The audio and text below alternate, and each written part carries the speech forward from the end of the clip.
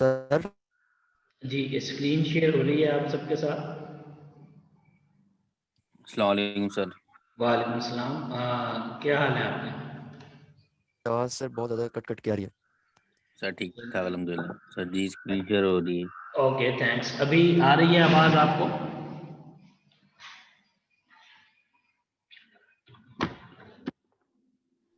जी sir आ रही है।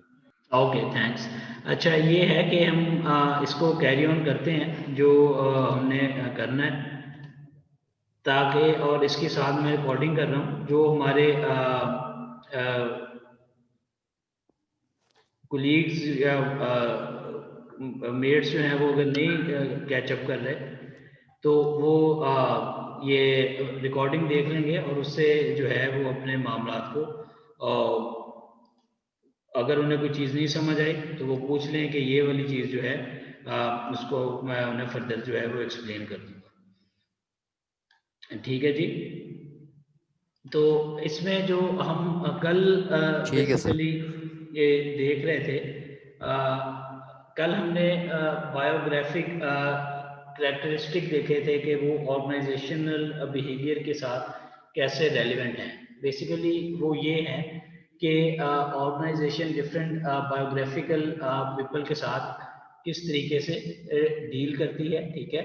और एक जो है आइडियल सिचुएशन क्या होनी चाहिए, ठीक है। और उसके साथ में अगर हम ये देखें कि अगर आइडियल नहीं है तो उसको इफेक्टिवली हम कैसे मैनेज करें, ठीक है। तो उनमें से कुछ चीज़ों को हमने कवर किया था। कुछ चीज़ें जो हैं वो अभी उनको आज हम जो है डिस्कस करेंगे। उनमें पर्टिकुलरली हम फोकस रखेंगे इंटेलेक्चुअल एबिलिटी के ऊपर, ठीक है जी, कि इंटेलेक्चुअल एबिलिटी क्या है जी। अच्छा, इंटेलेक्चुअल एबिलिटी से आप को हमें क्या समझ आती है? और चलें इंटेलेक्चुअल एबिलिटी से पहले अगर हम देखें तो एबिलिटी आपके ख्याल में क्या है जी? अगर हम एबिलिटी की डेफिनेशन देखें तो एबिलिटी आप किस चीज़ को कहते हैं कि एबिलिटी बेसिकली क्या है? अच्छा, और दूसरा मैं इसमें थोड़ा ये फोकस करूंगा कि जब हम इंटेलेक्चुअल एबिलिटी के ऊपर जाएं तो वो वाली चीज़ें ज़्यादा डिस्कस करें जिनका हमारे एवरीडे लाइफ से कंसर्न है, और जो हम बनना चाहते हैं उसके लिए हमें किस किस्म की इंटेलेक्चुअल एबिलिटी या फिजिकल एबिलिटी चाहिए, ठीक है। बेसिकली एबिलिटीज आपकी दो किस्म की हैं, फिजिकल और इंटेलेक्चुअल, जो मैंने आपको ऑलरेडी मैं आपसे बात कर चुका हूँ, ठीक है। तो एबिलिटी जो है वो है आप कैसे कैपेसिटी कितनी है किसी भी ह्यूमन बीइंग में कि वो परफॉर्म टास्क करे, ठीक है। तो ये एक एबिलिटी की डेफिनेशन है। अब जो बेसिक जो ऑर्गेनाइजेशन हैं दुनिया में वो बेसिकली ये क्लेम करती हैं कि हम अगर किसी में कोई सर्टेन एबिलिटी नहीं भी होती तो हम या तो उसमें वो एबिलिटी प्रोड्यूस कर सकते हैं अगर उनमें वो पोटेंशियल है, अगर नहीं है तो दूसरी एबिलिटीज जो जिस चीज़ का उनमें पोटेंशियल है वो हम प्रोड्यूस कर देते हैं, ठीक है। तो ये एक आइडियल सिनेरियो है, लेकिन एक्चुअल रियल वर्ल्ड में ऐसा होता नहीं है। ये वो अगर आपको कहते हैं तो इसके उनके अगेंस्ट एविडेंस उसका बहुत कम होगा कि वो एबिलिटीज को प्रोड्यूस कर रहे हैं, ठीक है। तो बेसिकली इसमें और बाज ऑर्गेनाइजेशन जो हैं, जैसे हम कल डिसेबिलिटी की बात कर रहे थे बायोग्राफिकल कैरेक्टरिस्टिक में, तो वो क्या करती हैं कि वो डिसेबल पीपल को प्रेफर्ड करती हैं जॉब में, ठीक है। तो ये भी यानी जो एडवांस कंट्रीज हैं, पर्टिकुलरली जो वेलफेयर स्टेट्स हैं दुनिया में, वहाँ पे ये मामला देखे जाते हैं, ठीक है। और दूसरे कंट्रीज जो वेलफेयर स्टेट्स नहीं है उधर इस किस्म के मामला भी नहीं हैं, ठीक है। तो बेसिकली यहाँ पे अब जो मैं बात आपसे क्लियर करना चाह रहा हूँ कि हर चीज़ जो कही जाती है वो एक्चुअल में होती नहीं किसी भी ऑर्गेनाइजेशन में, ठीक है। तो लेकिन अच्छी ऑर्गेनाइजेशन और अच्छे मैनेजर्स वो होते हैं जो वो कह रहे होते हैं वो करते हैं, और अगर वो 100% नहीं भी अचीव हो रहा तो उसको करने की कोशिश में उनके पास जो भी उस प्रोसेस के एविडेंस होते हैं वो प्रोवाइड करते हैं कि ये वाले काम जो है हम ने किए हैं और इस चीज़ को हम इस तरीके से जो है फर्दर आगे देख सकते हैं, ठीक है, और इसको आगे चला सकते हैं। तो इसमें अगर आप हम जो बात करेंगे जो हमारे टॉपिक से कंसर्न है वो है इंटेलेक्चुअल एबिलिटी, हम इसमें थोड़ा ज़्यादा फोकस रखेंगे, ठीक है। और इसके साथ में हम थोड़ा बहुत एबिलिटी को भी कंसिडर कर लेंगे, ठीक है, कि फिजिकल एबिलिटी को पर्टिकुलरली, कि फिजिकल एबिलिटी बेसिकली क्या है और कैसे वर्कआउट करती है, ठीक है। तो जो हमारा कोर्स में हमें जो उन्होंने कहा है जी करने का, वो लेक्चर बेसिकली ये था कि आइडेंटिफाई की बायोग्राफिकल कैरेक्टरिस्टिक्स, ठीक है, और how they are relevant to the B OB, ठीक है, and define intellectual ability and demonstrate its relevant to OB, ठीक है। तो बायोग्राफिकल कैरेक्टरिस्टिक्स को हमने डिटेल में कल मोस्टली को देख लिया था। आज हम इंटेलेक्चुअल एबिलिटी के ऊपर ही बात करेंगे, और इसके बाद आज का टॉपिक जो है आज का लेक्चर हम फिनिश कर लेंगे, ठीक है। तो इसमें अब जो इंटेलेक्चुअल एबिलिटी में हमें जो स्लाइड इस वक्त नज़र आ रही है, एबिलिटी आपको समझ लगे कि एबिलिटी किसी भी किस्म का कोई टास्क परफॉर्म करने को हम एबिलिटी कहेंगे, और दो मेन कोर हैं एबिलिटीज में, एक आपकी फिजिकल एबिलिटी है, एक आपकी इंटेलेक्चुअल एबिलिटी है, ठीक है। तो दोनों इंपॉर्टेंट हैं, ठीक है, और बेसिकली देखा जाता है दोनों का मिक्स एंड मैच ही लिया जाता है किसी भी जॉब परफॉर्म करने के लिए। लेकिन बाज सर्टन जॉब्स के लिए आपके में इंटेलेक्चुअल एबिलिटीज होना बहुत ज़रूरी है, और जो इस लेक्चर में आप के लिए हेल्पफुल होगा वो ये होगा कि आप इसमें ये देखें कि कौन से वाली एबिलिटी आपके पास है इंटेलेक्चुअली, या कौन सी एबिलिटी आप इजीली सीख सकते हैं, फिर आप उस काम में चले जाएं। ये मैं आपको एज अ मेंटोर एडवाइस कर रहा हूँ। ये ज़रूरी नहीं है कि आपने टेक्सटाइल इंजीनियरिंग की डिग्री ले ली है तो उसके बाद आप उसी सर्टन वे में काम करें जैसे सारे कर रहे हैं, ठीक है। तो यहाँ पे आपकी रिकग्निशन आपको मिल सकती है, पर्टिकुलरली आपको इंटेलेक्चुअल एबिलिटीज के ऊपर, कि कौन सी एबिलिटी होगी तो आप कौन से वाले प्रोफेशन में जा सकेंगे, ठीक है। तो फिजिकल एबिलिटी के ऊपर भी हम थोड़ी सी बात कर लेंगे। अगर आप कहेंगे वो टॉपिक में है नहीं, लेकिन वो इम्पोर्टेंट है, वो भी जिंदगी के लिए जरूरी है, ठीक है। पर्टिकुलरली जिस तरह की सोसाइटी में हम रह रहे हैं वहाँ पे आपको फिजिकल एबिलिटीज होनी भी जरूरी है। अगर नहीं है तो कुछ हम डेवलप कर सकते हैं, कुछ नहीं कर सकते, तो जो हम कर सकेंगे उनके ऊपर हम थोड़ी बहुत जो अगर आप कहेंगे तो बात कर लेंगे, ठीक है। तो बेसिकली आपकी फिजिकल एबिलिटी जो है वो आपके आप फिजिकली कैसे करते हैं उसके डिफरेंट सेगमेंट हैं, बट अब we were focus on intellectual ability, ठीक है। तो इंटेलेक्चुअल एबिलिटी में बेसिकली आपकी ये इधर डेफिनेशन भी इधर बिल्कुल क्लियरली मेंशन है कि आपकी कैपेसिटी है, आपने जो मेंटल एक्टिविटीज करनी है अपनी थिंकिंग, रीजनिंग, प्रॉब्लम सॉल्विंग के लिए, ठीक है। तो ये जो इसका डिफरेंट लेवल होगा और यही आपकी जो है इंटेलेक्चुअल एबिलिटी है, ठीक है। ये एबिलिटी आप अगर अपनी इम्प्रूव कर सकते हैं और इवन प्रोड्यूस भी कर सकते हैं। ये मैं आपको बिल्कुल सही बता रहा हूँ, दोनों चीज़ें आप इसमें कर सकते हैं। आप प्रोड्यूस भी कर सकते हैं और आप इसको इम्प्रूव भी कर सकते हैं। लेकिन जो आप प्रोड्यूस करेंगे वो एक सर्टन लेवल तक आप प्रोड्यूस कर लेंगे, beyond the certain level you can't go on it, ठीक है। तो ये आप ज़हन में रखें। अगर आपका उसमें एक नेचुरल टैलेंट है तो वो एक अलग सी बात है, ठीक है। अच्छा, इसमें आप कोई, मैंने जैसे आपसे बात की कि हम प्रोड्यूस भी कर सकते हैं और हम इसको इम्प्रूव भी कर सकते हैं, इसकी आप एवरीडे लाइफ में एग्जांपल दें कि इंटेलेक्चुअल एबिलिटी को जो हम जहाँ पे प्रोड्यूस करते हैं या जहाँ पे इम्प्रूव करते हैं, उसकी कोई आप के जहन में कोई बात आ रही हो तो आप करें जी बात।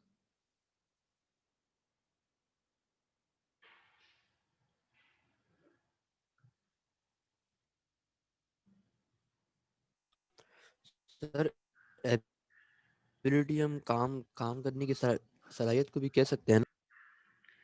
जी जी, काम करने की सलाहियत फिजिकल भी हो सकती है, ठीक है। इस वक्त हम फिजिकल काम करने की सलाहियत के ऊपर नहीं बात कर रहे, इस वक्त हम हर वो काम करने की सलाहियत के ऊपर बात कर रहे हैं जो आपके मेंटल के साथ रिलेटेड है, ठीक है। इसलिए हम उसको इंटेलेक्चुअल एबिलिटी कहते हैं, ठीक है जी। अगर आप कोई पूछना चाह रहे हैं तो पूछ सकते हैं बात।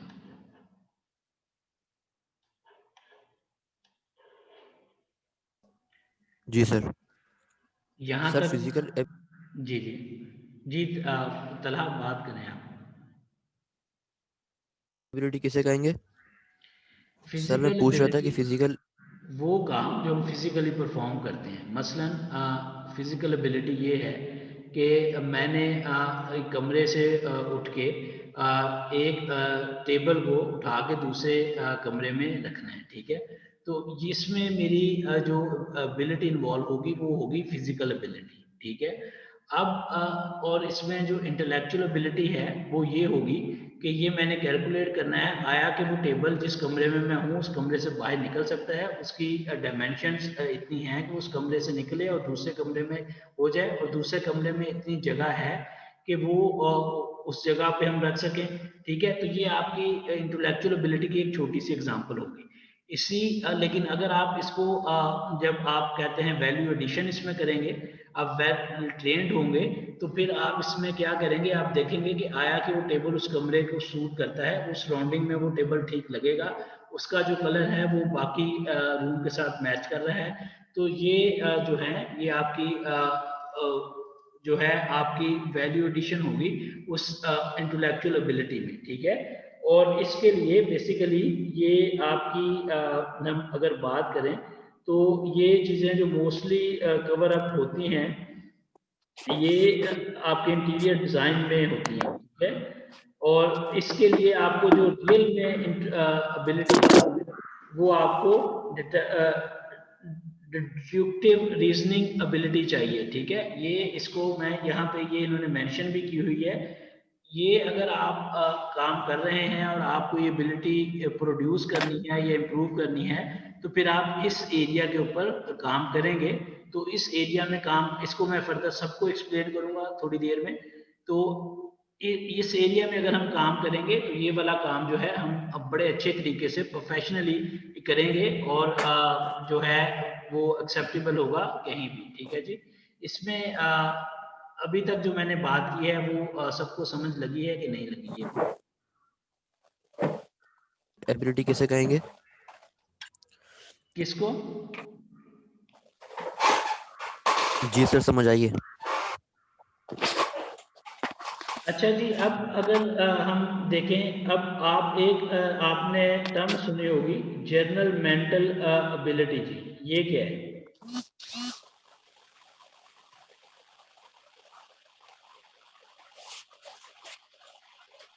जर्नल मेंटल एबिलिटी को आप कैसे देखते हैं जी?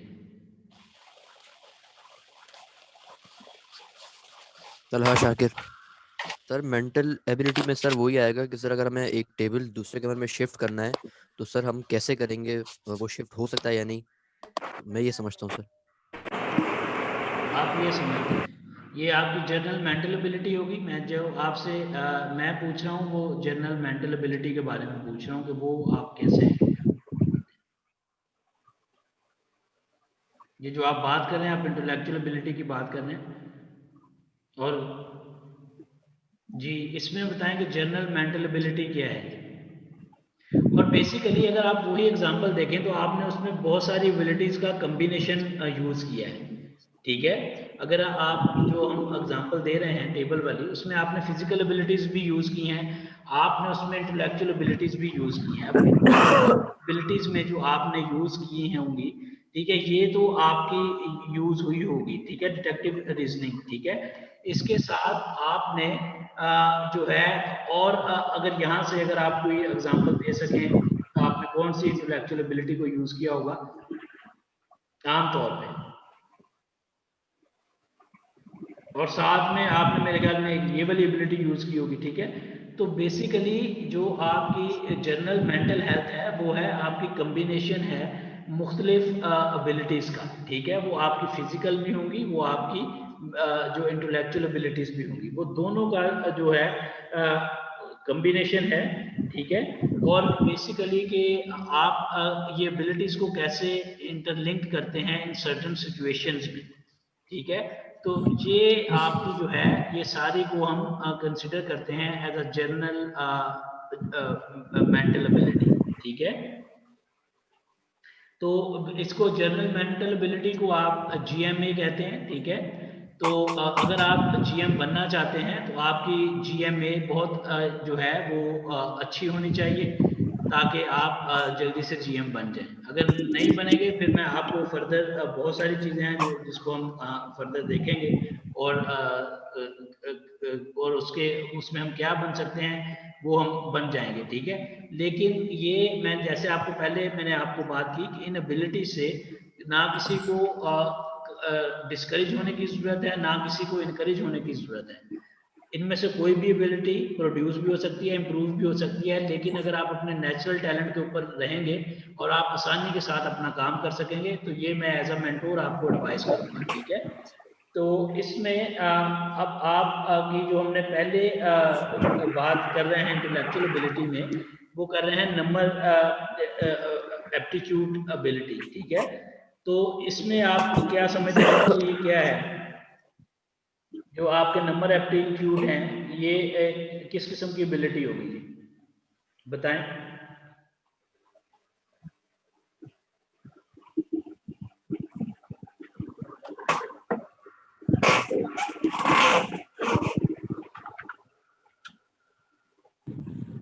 सर एप्टीट्यूड से क्या मतलब?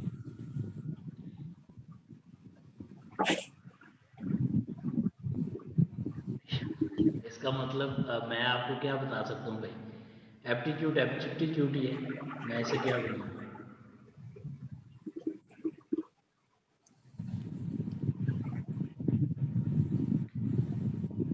तो ये आप बता दें फिर। यार नंबर एप्टीट्यूड आपने कभी कोई एंट्री टेस्ट दिया था इसका जब आप एडमिशन ले रहे थे? ये सब दिया है। दिया था एंट्री टेस्ट? जी अब सर। इस जब हमने अगर किसी ने एंट्री टेस्ट दिया है या आईएएसएसबी का कोई एग्जाम दिया है या जीमैट कोई भी एग्जाम दिया है, तो उसमें मैथमेटिकल क्वेश्चंस होते हैं, ठीक है। जो सीक्वेंस उसमें कभी आपने बनाना होता है, ठीक है, या आपने कोई ग्राफ है उसको बताना होता है, ठीक है, या आपने कोई कैलकुलेशन करनी होती है, ठीक है, जो आपके एक आपको एक सर्टेन किस्म का केस सिनेरियो दिया जाता है और उसमें से आपको कैलकुलेशंस करवाई जाती है, ठीक है। तो ये जो काम होगा, ये जो टेस्ट है, ठीक है, ये आपका जो इस एबिलिटी के अंदर आता है उसे कहते हैं नंबर एप्टीट्यूड, ठीक है। ये आपको न्यूमेरिक रीजनिंग आप दूसरा वर्ड यूज कर लें, ठीक है। तो ये आपकी न्यूमेरिक रीजनिंग आप इसको एक वर्ड यूज कर लें, अगर आप ये नंबर एप्टीट्यूड नहीं यूज करना चाह रहे तो आप दूसरा वर्ड को यूज कर सकते हैं, ठीक है। तो इसमें आपने जो है आप किस तरह परफॉर्म कर रहे होंगे, ठीक है, और कैसे आप कैलकुलेशन करते हैं, आप का प्रोसेस क्या है, इस तरीके को वो डिटरमिन करते हैं, और फिर इससे पता चलता है कि आप किस तरह की जॉब जो है वो कर सकेंगे। अच्छा, जिसकी न्यूमेरिक रीजनिंग अच्छी है, आपके ख्याल में वो कौन सी जॉब के लिए बेस्ट सूटेड होगा? अच्छा, दूसरी बात ये है कि जितनी भी कंपनीज हैं, ठीक है, जो पर्टिकुलरली वेल एडवांस कंट्रीज हैं, वो ये कहते हैं कि हम इन चीज़ों के ऊपर सिलेक्शन नहीं करते, क्योंकि हम जो है ये प्रोड्यूस कर सकते हैं, इम्प्रूव कर सकते हैं, लेकिन हकीकत में सिलेक्शन जब आप एक जनरल कंपटीशन में होते हैं तो इन्हीं एबिलिटीज के ऊपर आपकी सिलेक्शन हो रही होती है, ठीक है। ये एबिलिटीज प्लस आपकी फिजिकल एबिलिटीज वो डिपेंड करता है कि जॉब की नेचर किस तरह की है, ठीक है। तो इनका कॉम्बिनेशन जो है वो देखते हुए आपकी सिलेक्शन करते हैं हमेशा, कहीं भी, ठीक है। लेकिन क्लेम सारे ये करेंगे नहीं नहीं हम इन चीज़ों को नहीं देख रहे होते, बट एक्चुअली जो कंपनीज हैं वो इन्हीं चीज़ों को देख के आपकी सिलेक्शन करती हैं। अच्छा, अब जो मैं आपसे बात करना चाह रहा हूँ वो ये करना चाह रहा हूँ कि न्यूमेरिक रीजनिंग जिसकी अच्छी होगी उससे आप किस किस्म का प्रोफेशन जो है वो उसके लिए बेस्ट सूटेड होगा जी, आप क्या कहते हैं?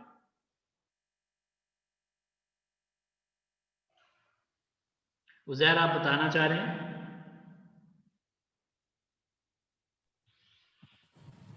सर क्या पूछा?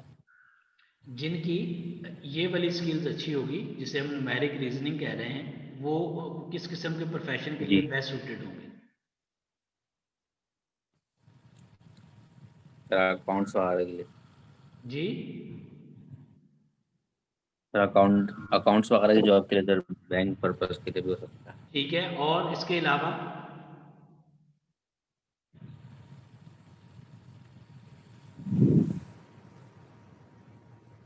और इसके साथ मिलते जुलते कौन से प्रोफेशन होंगे जी? ये सिर्फ अकाउंट ही होगा एक?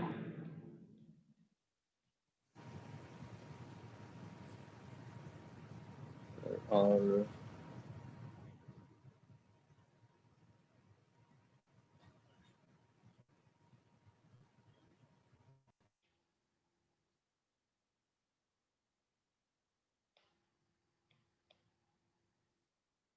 यार ये आपका हाल है, जो बुक ने लिखा है वो आपने बता दिया है, बाकी आपको पता ही नहीं कि कौन से किस किस्म के प्रोफेशन में आपके जो है आपकी न्यूमेरिक रीजनिंग इस्तेमाल होती है।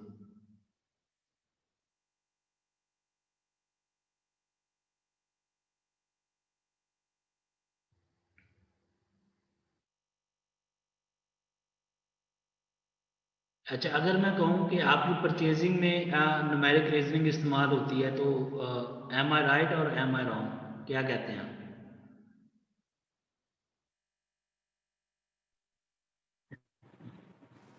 जी सर, सही बात है।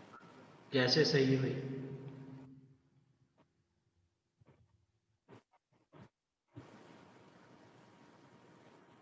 अब आप इसी रीजनिंग के ऊपर ही हम बात करें, आप इसकी रीजन दें कैसे सही है जी। सेल्स में सर जी। सही ऐसे है सर, आप कोई बहुत ज़्यादा सामान कोई परचेज करें सर, सही इस तरह है अगर कि आप कोई ज़्यादा ऑर्डर परचेज करें और फिर उसको आप कैलकुलेशन स्किल अच्छी नहीं चाहिए ताकि आपको जो रेट वगैरह हैं, आपको सही पता हो, उसका सही एवरेज आप निकाल सकें। तो ये कॉस्ट वगैरह सर आपको सही पता चल जाएगी, अगर आपकी स्किल अच्छी होगी ना तो आप बेहतर से कॉस्ट निकाल सकते हैं।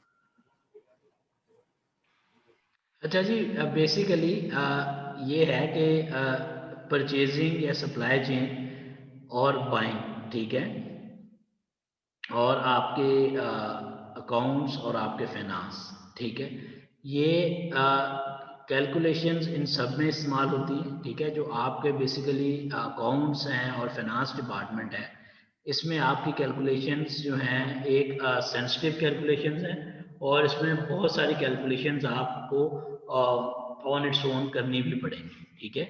तो उसके लिए आपकी डेफिनेटली न्यूमेरिक रीजनिंग जो बुक ने लिखा है वो सही लिखा है, मैं बुक को कोई नहीं कह रहा कि वो बुक वो गलत लिखा हुआ है, ठीक है। लेकिन उसके साथ अब जो मिलते जुलते प्रोफेशन है, मसलन एक की न्यूमेरिक रीजनिंग है 80-90% के ऊपर या 95% के ऊपर, ठीक है, वो किसी किस्म का भी मामला होता है तो वो उसे मैथमेटिकली कैलकुलेट करके उसका रिजल्ट ले आता है, तो डेफिनेटली उनके लिए जो अकाउंट डिपार्टमेंट होगा वो बेस्ट ही होगा, ठीक है। लेकिन अब किसी की न्यूमेरिक रीजनिंग 60-70% के ऊपर है, वो कुछ चीज़ों की कैलकुलेशन कर सकते हैं, कुछ चीज़ों की वो कैलकुलेशन नहीं कर सकते, कुछ चीज़ों को वो मैथमेटिकली इंटरप्रिटेशन कर सकते हैं, कुछ की नहीं कर सकते, ठीक है। तो वो जो है वो आपकी परचेज में जा सकेंगे, वो आपकी बाइंग में जा सकेंगे, ठीक है, और उसके साथ इवन वो सप्लाई चेन में भी जा सकेंगे। अब ये कैसे जा सकेंगे, ये एक इसके ऊपर हम अलग से बहुत सारा टाइम जो है वो लगा सकते हैं, लेकिन मैं आपको एग्जांपल दे रहा हूँ, और अगर आप इनमें से कोई बात पूछना चाह रहे हैं तो वो आप पूछ सकते हैं, otherwise I would move on to the verbal reasoning, ठीक है, उस पे ऊपर हम बात करेंगे जी।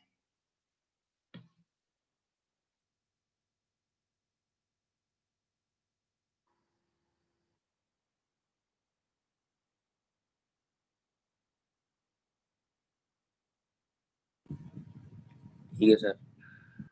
अच्छा, वर्बल रीजनिंग में बेसिकली आपकी एबिलिटी है कि आप क्या अंडरस्टैंड करते हैं व्हाट इज रीड और हर्ड, ठीक है, and the relationship of the words to each other, ठीक है। तो जी, जिनकी ये वाली इंटेलेक्चुअल एबिलिटी अच्छी होगी, आपके ख्याल में उनकी किस तरह की जॉब जो है वो कर सकेंगे?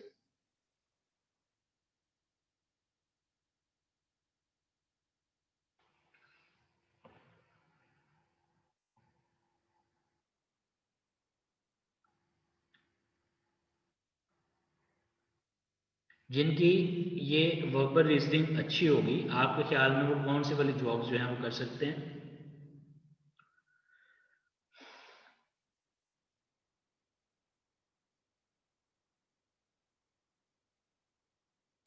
सर मार्केटिंग वाली सर, तो कस्टमर डीलिंग वगैरह जिसमें सर। कस्टमर डीलिंग वगैरह होती है सर, देखो मर्चेंडाइजिंग मैं, वगैरह। अच्छा सही है। अच्छा मार्केटिंग के लिए ये देखें, ये हो सकती है यूज। पहले हम आप ठीक बात कर रहे हैं, अब ये इसके लिए हमने ये देखना है कि इसका जो मेन हब होगा, जो उसकी पहले जैसे आपने न्यूमेरिक रीजनिंग की हमने बात की, हमने उसके साथ एक जो कोर स्किल थी, हमने फाइनेंस एंड अकाउंट की बात की, ठीक है। उसके साथ हमने फिर लिंक की कुछ को। इसी तरह पहले इसके हम कोर के ऊपर बात कर लें, कोर के बाद फिर हम लिंक कर लेंगे। मार्केटिंग के लिए ये कोर नहीं होगी, ये मैं आपको बात बता रहा हूँ। ये मार्केटिंग के लिए कोर नहीं होगी, ये किसी और चीज के लिए कोर होगी, जो आपके आम तौर पे टेक्सटाइल इंजीनियर्स करते हैं। चले मैं आपको हिंट दे देता हूँ, ये कह देता हूँ कोर की पहले बात करें, कोर के बाद जो उसके सब हम निकाल सकेंगे वो उसको हम कर सकेंगे, ऐसे कर लेते हैं।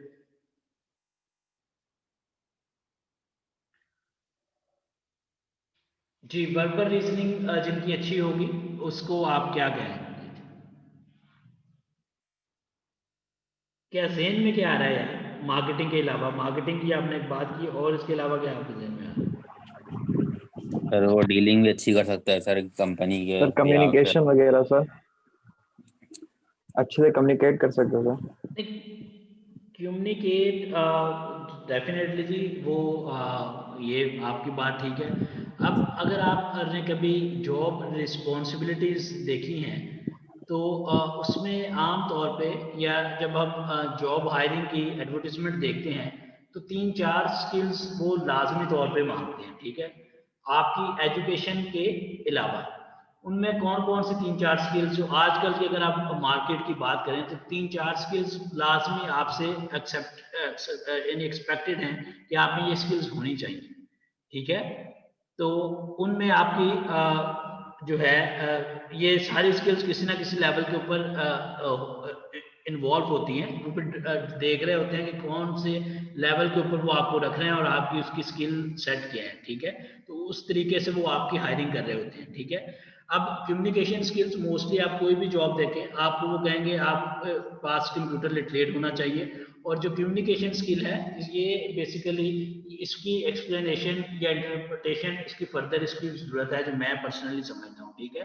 लेकिन आमतौर के ऊपर जॉब एडवर्टीजमेंट में लिखा होता है कि आप में आप में कम्युनिकेशन स्किल्स होनी चाहिए, ठीक है। आपका अटेंशन टू डिटेल्स आप में होनी चाहिए, ठीक है। आप गुड अंडरस्टैंडिंग आपको मैथमेटिक्स की होनी चाहिए, यानी मैथमेटिक्स नहीं लिखा होगा, आपको लिखा होगा कि गुड अंडरस्टैंडिंग अबाउट नंबर्स होगा, ठीक है। इस तरह का कोई वर्ड लाजमी तौर पे लिखा होगा। या आपको साथ में ये लिखा होगा कि आप अटेंशन टू डिटेल जो है वो आपको पता होनी चाहिए, ठीक है। तो अगर ये वाले वर्ड्स यूज हो रहे होंगे, तो उनके लिए आपको कौन से स्किल्स चाहिए, ये बेसिकली इसी को देखते हुए वो आपकी हायरिंग करते हैं, ठीक है। अब कौन सी स्किल के लिए जो है, मसलन अगर हम बात कर रहे हैं अटेंशन टू डिटेल की, ठीक है, तो उसमें आप देखेंगे कौन से वाली स्किल्स में अटेंशन टू डिटेल आता है। ये सारी स्किल्स अगर आप यूज करें तो हर किसी में अटेंशन टू डिटेल लाजमी होगी, समझ लगी। और अगर मैं एक सिंपल बात कर रहा हूँ कि कंप्यूटर लिटरेट अगर कहीं लिखा होगा, तो वो एक सर्टन आपकी स्किल होगी, जो आपको यहाँ पे आप कहीं ना कहीं आपको मेमोरी में आएगी, ठीक है। आपको पता होगा ये वाली की दबानी है तो ये वाला काम जो है वो मेरा हो जाना है, ठीक है। तो ये ये बेसिकली मैं आपसे इसी तौर पे बात करना चाह रहा हूँ कि हम जब किसी सर्टन प्रोफेशन में जाएं तो हमें पता होना चाहिए कि हमारी अपनी कोर इंटेलेक्चुअल एबिलिटी कौन सी है, ताकि हम उसी काम में जाएं, बजाय उसके कि आगे पीछे होते रहें और मामला खराब करते रहें, ठीक है। इसमें जो हम वर्बल की बात कर रहे हैं, तो उसमें आप ने जो बात की बेसिकली ये है कि जो लोग आपकी प्रोडक्शन में होंगे, ठीक है, उनकी वर्बल रीजनिंग बड़ी अच्छी होनी चाहिए, जो उनका मेन है, ठीक है। अब प्रोडक्शन के लोग और कौन कौन से काम में जा सकते हैं जी, बताएं मुझे। जिन लोगों ने प्रोडक्शन करनी है उनके लिए ये वाली स्किल सबसे इंपॉर्टेंट है इंटेलेक्चुअल में, ठीक है। यहां तक क्लियर है जी सबको? ये इसका कोर हब है, इस स्किल का कोर, जिस कोर की अगर आप बात समझ रहे हैं तो वो ये है, ठीक है। यहां तक बात क्लियर है सबको? जी सर। अच्छा, इसमें अब ये मुझे बताएं कि इसके साथ हम लिंक और किस किस को कर सकते हैं। बेसिकली ये स्किल्स मार्केटिंग में भी यूज होती है, मैं आपकी बात ठीक है, इसमें गलत नहीं है, और मार्केटिंग में ये आपकी न्यूमेरिक रीजनिंग भी यूज होती है, ठीक है। आप समझ लग गई, मार्केटिंग में ये दोनों यूज हो रही होंगी और प्रोडक्शन में शायद ये वाली ज्यादा यूज हो रही होगी, ये वाली कम यूज हो रही होगी, लेकिन आगे एक दो स्किल्स हैं वो बिल्कुल यूज नहीं हो रही होगी, ठीक है। लेकिन मार्केटिंग वाले डिपार्टमेंट में आपकी बहुत सारी स्किल्स यूज हो रही होंगी। समझ लग रही है बात? जी जी सर। अच्छा जी, इसके जो नेक्स्ट है उसके ऊपर आपने क्या करना है?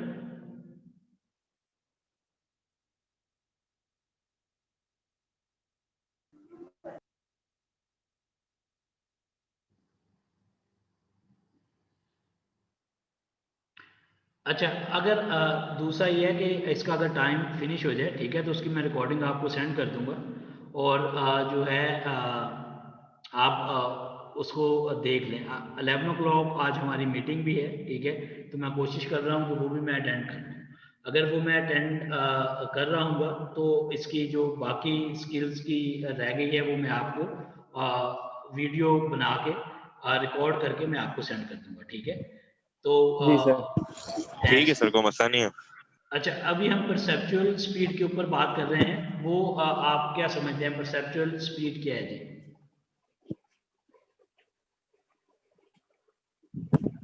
सर जो टास्क को सर, टास्क जो होता है सर उसको मैनेज कर सके क्विकली सर।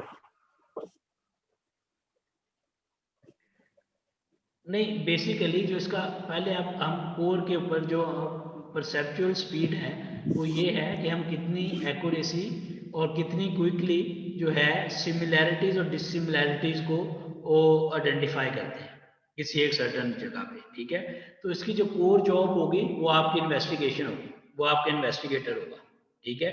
आपके जितने इन्वेस्टिगेटर हैं, अगर उनमें जो सबसे इम्पोर्टेंट स्किल देखी जाएगी वो उनकी परसेप्चुअल स्पीड देखी जाएगी कि वो कितनी तेजी के साथ सिमिलैरिटीज और डिसिमिलैरिटी को आइडेंटिफाई करते हैं और उनको लिंक करते हैं, ठीक है। तो ये जो स्किल है ये आपकी इसको परसेप्चुअल स्पीड कहते हैं, ठीक है। यहां तक क्लियर है? जी सर। आपकी जो नेक्स्ट स्किल है वो है आपकी इंडक्टिव रीजनिंग, ठीक है। तो ये आपकी एबिलिटी है, आपने आइडेंटिफाई करना है लॉजिकल सीक्वेंस, ठीक है, और फिर उनको हल करना है। तो ये किस जॉब के लिए सबसे इंपॉर्टेंट स्किल है जी? ये वाली जो स्किल ये हम बात कर रहे हैं ये किस जॉब के लिए इंपॉर्टेंट स्किल है?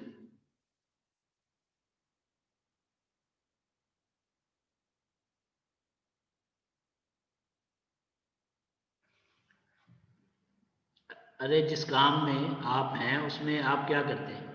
आपने क्या देखना होता है? लॉजिकली आप चीज़ों को एनालिसिस करते हैं और फिर उन्हीं के ऊपर आप प्रॉब्लम को सॉल्व कर रहे होते हैं। तो वो कौन लोग करते हैं? सर वो हम ही करते हैं सर, जो काम कर रहा होता है मैनेजमेंट सर। वाले सर, मैनेजमेंट। जी बिल्कुल, मैनेजमेंट वाले सर, बिल्कुल, मैनेजमेंट। ठीक है।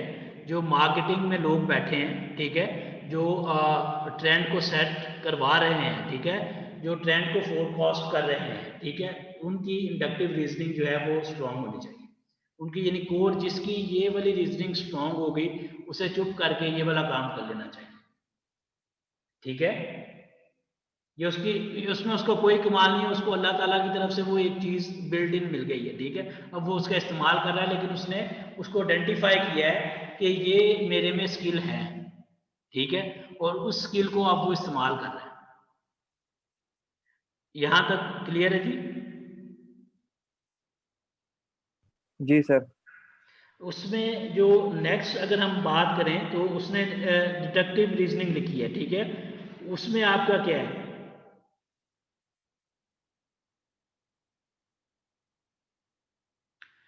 डिडक्टिव रीजनिंग में बेसिकली आप जो है जो लॉजिक है उसको आप यूज़ करेंगे और उस लॉजिक से जो इम्प्लीकेशंस आएंगी उसको आप वो आपको पता होंगे, ठीक है। मसलन आपने एक लॉजिक दिया, ठीक है।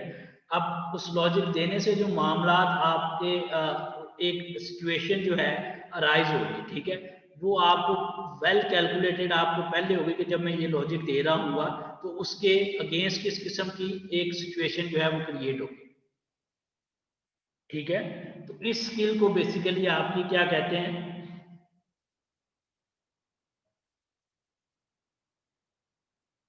डिडक्टिव रीजनिंग कहते हैं, ठीक है। ये बात जी यहां सर। तक समझ लग गई थी सबको? सर दोबारा रिपीट करेंगे सर?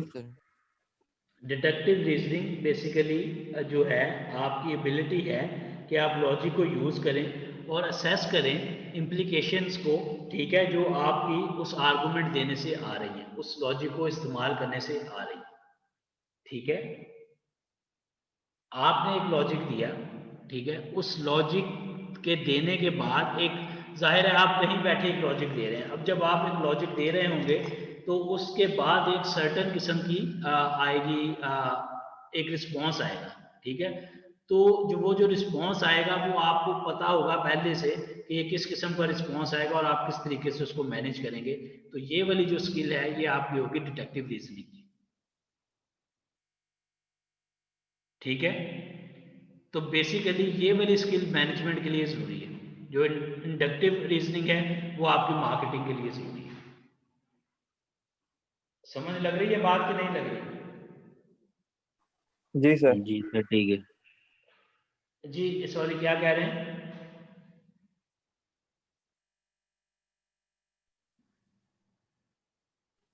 ठीक है सर, आ गए समझ।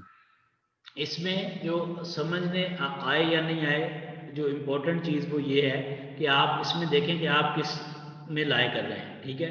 इनमें से आप में से बाज़ लोग ऐसे होंगे जिनमें किसी की कोर ज़्यादा होगी, ठीक है। अगर वो कोर मिल जाती है फिर तो वो है वेरी, यानी फिर तो बहुत वो आगे जा सकते हैं। अब ये होगा कि इसमें आमतौर पे कम्बिनेशन हो रहा होगा स्किल्स का, ठीक है। बाकी भी मैं अभी आपसे डिस्कस कर लेता हूँ। तो जो आपकी स्किल ज़्यादा प्रोमिनेंट है कंपैरेटिवली एनी अदर स्किल्स, तो उस प्रोफेशन की तरफ आप लोग मूव करें। समझ लग रही है बात? तो उसमें आपकी ग्रोथ ज़्यादा होगी, आपके आप बेटर लाइफ आसानी से बना लेंगे, ठीक है। ये मैं नहीं कह रहा, ये जो सोशल साइंटिस्ट हैं वो ये बात कर रहे हैं और उसके पीछे एक पूरा स्ट्रॉन्ग जो है वो एविडेंशियल काम है, ठीक है। ये सिंपल मेरी कोई वर्ड्स नहीं है।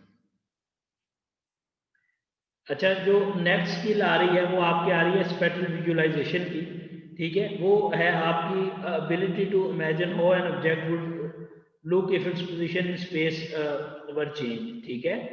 तो बेसिकली ये आपकी इमेजिनेशन है कि आपने एक जगह से दूसरी जगह पे आप जा रहे हैं तो वो चीज़ें कैसी लगेंगी, ठीक है, उस चीज़ को हम कैसे इम्प्रूव कर सकते हैं, ठीक है। तो ये वाली जो स्किल्स हैं ये बेसिकली आपके डिज़ाइनर्स जो हैं उनके लिए आपकी ज़रूरी है, ठीक है। और जो ये वाली एक स्किल मेंशन की है मेमोरी की, तो जिसकी मेमोरी अच्छी है तो ये आप सबको पता है कि मेमोरी अच्छी होना क्या है। तो इस बेसिकली ये वो लोग सेल्स में बहुत अच्छे होंगे, ठीक है। तो ये टोटल स्किल सेट है जो हम ने कवर कर लिया है, ठीक है। और ऑर्गेनाइजेशनल कल्चर के साथ ऑर्गेनाइजेशन बेसिकली उसको कैसे आपस में लिंक करती है वो भी हमने आपस में देख लिया। लेकिन उससे जो इम्पोर्टेंट चीज़ हमने देखी है वो ये देखी है